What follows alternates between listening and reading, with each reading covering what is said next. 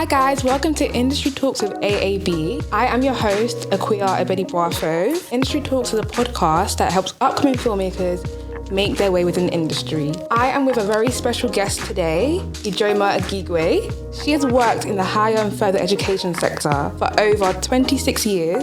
Her achievements in the higher and further education sector have been widely recognized. These include Highest Marketer of the Year and College Marketing Network Lifetime Achievement Award. Ijeoma has also been recognized nationally as winner of the Inspirational Leader Award in Customer Experience by WIM Women in Marketing.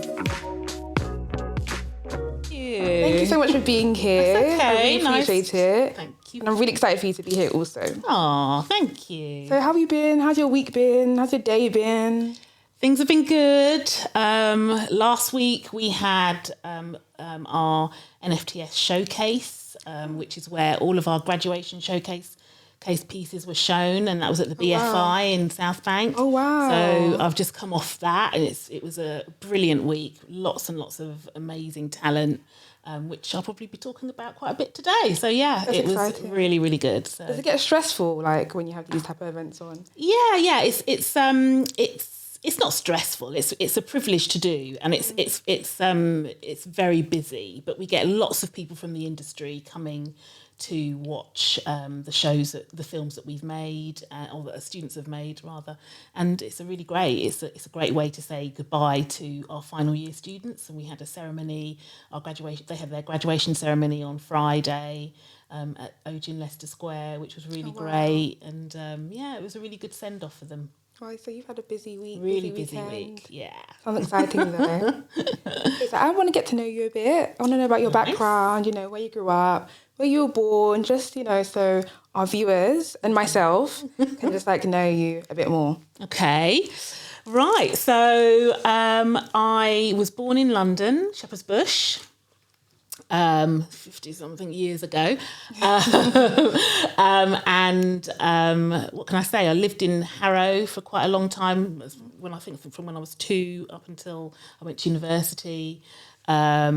And come from, my parents were from Nigeria originally, and me and my siblings were born here.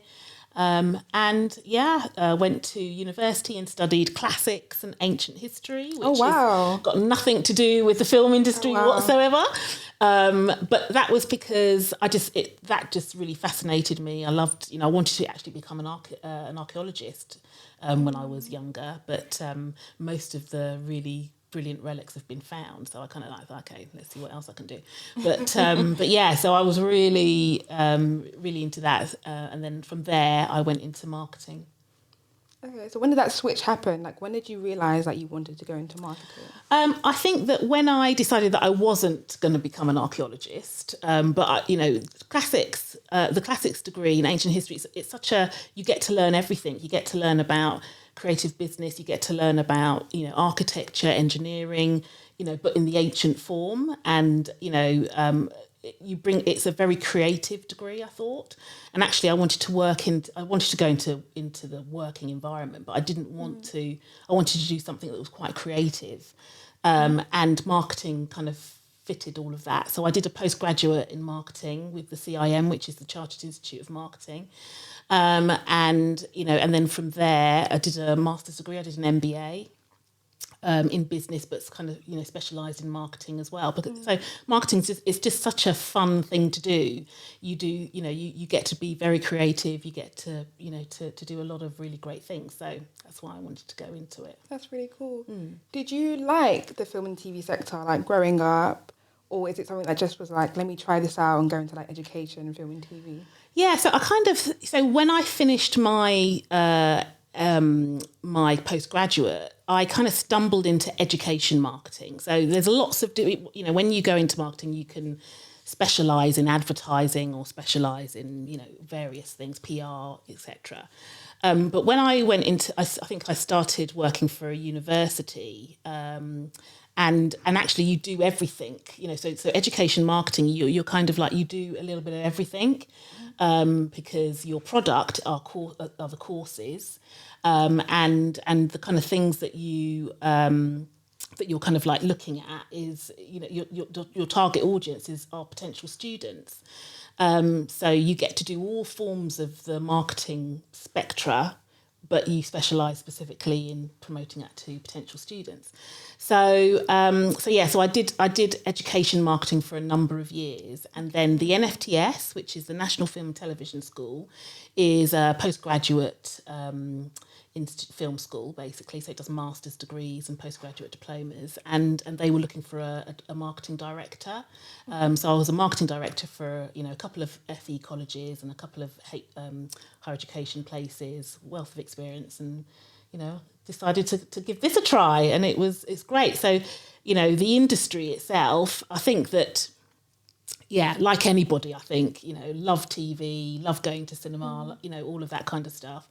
Very, very interested on how it was made. But I was very clear when I, you know, went for the interview that, look, I'm not from the industry. I don't know, you know, everything about the industry. So, you know, so that was really, you know, they were, what I could give them was my education marketing knowledge, which was vast. So was a lot of people already in the industry in that institution, or was it just people that are like from different places that transfer their skills over to education in that specific school?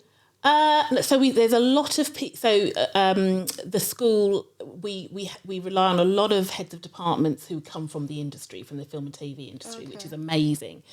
So we have some really great talent that come, and some of them are, you know, working for us full time, and some of them are visiting tutors that are working on a film one week and coming in and talking to our students the next. Oh, wow. So, you know, it's a brilliant place for students to learn about the industry and about the ins and outs of everything. Okay. So tell us about your role. Like, what does your role actually entail? What do you do? What actually is it? Okay, so my role, I'm the Director of Marketing and External Relations. And I have a team of people that work with me. We put on events, so the showcase that I was telling you about. We kind of look after the recruitment side of recruiting for the students. So we have a website and we look after all of that. We have I have a marketing team that makes sure that we put advertising in the right places when we're trying to recruit for new students. I also look after our outreach team. So we have an outreach team that go out to schools and colleges across the country. So it's just everything that you can think of to do with how you would promote an organisation, I look after. Okay, cool. So what would you say the value of marketing is within this space, the film and TV space? I think that you can talk about that quite literally, can't you? So if you had a film that was coming out and you wanted to promote it, how do you go about doing that? Well, you have a trailer, you have a poster, you know, the marketing does that. You know, there's people that go around ensuring that your films have been distributed in the right places. You know, they talk to cinemas and make sure that the films are in, all of those kinds of things. So to answer your question, marketing is kind of integral to making sure that your film or your TV show is promoted to the right people. So, you know, from a TV point of view, again, you have trailers and things like that, but you may want to make sure that the cast, the leading actors or whoever are sitting in front of the right people, all the interviews that you need to do, all the PR that comes with that, that all of that is marketing. So, I would say that marketing is the umbrella, and underneath all of that, you've got all of those things like advertising, interviews, PR, networking, the launch itself, how that's done, the trailers, how that goes out. Where does it go out to? How? When? All of those kinds of things. So much. So much. Okay, cool. So with people that try to get into NFTS, is like their brand important? Like, what do you actually look at for people that apply? Like, do they have to have like a short films out? They have to be working ready in the industry? Of course, you have to have like a passion for it, but like, does their personal brand and does that make them stand out and like, okay, let's accept them? So if I tell you a little bit about the school first, because the question is a very broad one, depending on what course you're doing. So the National Film and Television School, as I said before, is a postgraduate institution. So we do MAs, we do postgraduate diplomas, we also do diplomas, but we also do a lot of professional development as well. So we do short courses, bite-sized courses, so courses that you could do online as well as in person. We have hubs across the country, across the UK. So in Birmingham. So we have one in Scotland and in Wales and also in Leeds. And we're expanding as well, hopefully. But it's so the kinds of course. So the type of person, it depends on what course that they're after. And what we do is that we're a film school that does courses that are behind the camera. So everything that goes on behind the camera, we look after. So we don't do acting or anything like that, and we don't do hair and makeup, but everything else we do, from casting to production design, production management, floor managers on TV show, camera, vision mixing, sound design, all of those kinds of things we do, as well as our most popular or the traditional courses, which we've been doing for 50 odd years now, because we're about 50 odd years old, just over 50 years. And we do things like, fiction, directing, but we also do directing, science and natural history. We do directing animation, directing documentaries, all sorts of things. Anything that you can think of, we do. And we also use new technology as well. So anything that's coming up in the industry, we are also doing courses, and we work very, very closely with the industry as well, to ensure that we're sort of meeting their needs. And then after that, as part of that, we kind of help our graduates along to make sure that, that they're being, spoken to the right people and helping them along the way and things. So what was your question originally? I just thought it was a good thing to just kind of, just to talk a little bit about the school so that your listeners can understand, what that is. And I would encourage them to come to have a look at the website.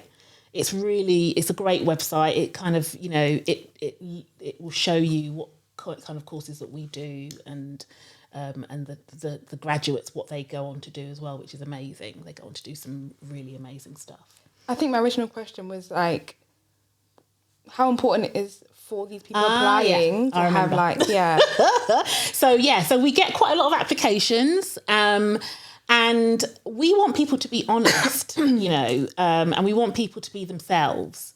So, and each of our courses, there's a different way of how you apply, and applications are open at the moment. And I think that the first deadline for yes, indeed.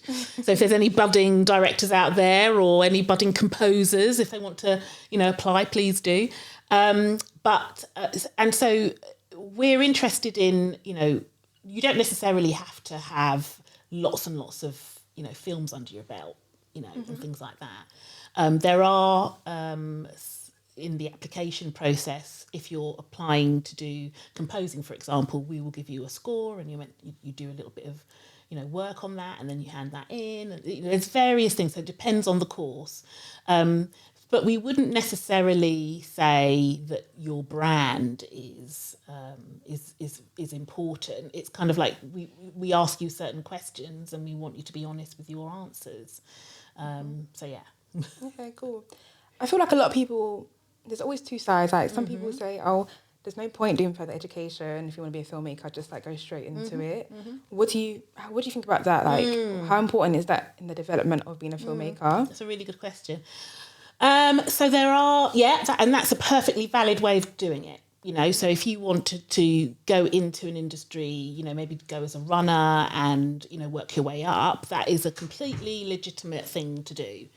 However, if you were to go to a film school like ours, the I would say the process is speeds up a little bit. So whereas you're sort of learning things on the job, from the point of view of not going through a film school, if you're at a film school, you're taught a particular level, and you're also working with people that you would not necessarily be working with if you were going down that entry route way. And you will leave the school with a portfolio of work, and also with the knowledge of actually meeting people in the industry as well. So it's but both routes of entry are completely valid. But obviously, I'm going to be promoting more about you should come to a film school, because the contacts that you make, the collaboration that you have with other students, not only with people from teachers that will come in, or people from the industry that will come in and do some visiting work, but also the camaraderie that you have with your fellow students. A lot of our students go on to do work together, do projects together, and really important. and that's really, really important as well. So yeah. Okay, cool. So let's say people that are in the marketing space but want to transfer it over to like this type of industry. How did you find it transferring yours over to like, obviously you're already in education, but was it different because it was a whole different industry? It's my way of doing it was slightly different, because it's still education marketing in its sense, but it's just that the school is not a bog standard university. It's actually a specialist university. So it would be the same if I was going to become a marketing director of a musical, music school or something like that. So yeah, it is. If you're working in marketing, particularly if you've been there for a very long time, it is actually quite hard to transfer into another industry. So, if I was, looking for another industry instead of education marketing, because I've had so many years, in this field, it would be like, how can you transfer your skills? It's always a bit of a bugbear of mine, because actually, you're still learning, you're still using the exact same tools if you're working for any industry. And so whenever I'm recruiting people for my team, I'm not necessarily interested in whether they've worked in colleges or universities before, if they've worked or if they've worked in film studios before. I'm interested in them as a person, and what can they bring to the team. So I'm not it can be quite difficult, but it's good. Okay, cool. So as a marketer and someone that does external relations for this school, is there desire or need to have international outreach, specifically in Africa? Because we do see like Africa is growing a lot in the creative arts, becoming more acceptable in our culture. So is there more of a need to do that now, or do you see in general more organisations like outreaching in that space? So outreach in its traditional sense is very much, nationally based. So, so in our outreach team, we are very interested in reaching out to people across the UK from a range of diverse backgrounds, particularly socioeconomic backgrounds. We're trying to outreach into those areas to sort of say that that the NFTS is a place for them as well to come into, and that we give them support from an international point of view, particularly in Africa, as you say. The film industry in Africa is doing amazing things, and and I think actually the streamers are really helping us, helping African filmmakers. If you look at Netflix and you look at some of the stuff that they've got, from Nigerian film and from Ghanaian films, it's amazing, and the quality of the work there is really, really great. So there's definitely a lot more. There are a lot more people from the the film industry in Africa who are coming to the school and learning things, both online and in person. So we've got a number of students from Uganda, Nigeria, Ghana, places like that, who are coming. South Africa, we've had a few students from South Africa as well coming to the school and doing courses with us. So that's definitely something that we want to encourage and continue to expect as well. That's really. Is it harder for them to like get on a course in the NFTS? No, basically every application is treated the same. So there is a deadline for for applications. The tutors will look at the applications on their merit, and we do our interviews either in person or online. So there shouldn't really be any particular, reason why there'd be any difference. You see what I mean? And as I say, we have quite a number of international students as well, so that's really good. Yeah, that is really good. I didn't even know that you guys had international students. Oh yeah, that's really cool. But you should watch Blood and Water on Netflix. It's South African. It's so good. Okay, I highly recommend it. Like it's really, really good. I'm getting into the it's probably one of my confessions. I love a good, what was it, the Young African and Famous. Oh yeah, I haven't watched that though. I haven't watched it yet. That's brilliant. I love watching those guys. I've been recommended it, so I do need to watch it. So I'm kind of like I love film, but I also love quite a lot of reality TV. Same. And we do courses that are specific to commissioning and working on reality TV type courses and type shows rather. So as I say, any kind of concept that you can think of, we've got something that that will match those needs. It's really cool. So for people that come from like low income backgrounds, is there resources that help them get onto courses? Because there are like fees and stuff. So what resources? I mean, there's no getting away from it. It's quite that there are fees that we pay, that students have to pay. But I'm really pleased to say that we have bursaries and scholarships. The school itself gives out scholarships. We have nearly £1 million worth of scholarships that we give out to students every year, which is amazing. Wow. Those are kind of means tested as well. So some people do get some a grant with us, but also people in the industry are also starting to support. Well, they have done for quite a long time, support us as well in sort of ensuring that the cost of living and fees are not a barrier for students who could do really, really well. So yesterday, for example, we launched our second year of cinematography scholarships with a very famous streamer. We've worked, most of the people in the industry help us in lots of different, in great ways as far as scholarships and stuff is concerned. So for people from low economic backgrounds, I would encourage people to apply because, and don't let that be a barrier, because there is help. There's help with the fees, we're growing now with offering help with living expenses and things like that as well. Because we're not based in London, we're just based outside London, in Buckinghamshire, a place called Beaconsfield. Which is about 20-minute journey from London Marylebone. So it's just outside London. Okay, cool. Yeah. So what tips would you have for film business, people trying to get into like business in film? Mm-hmm. So I would, I think I would always say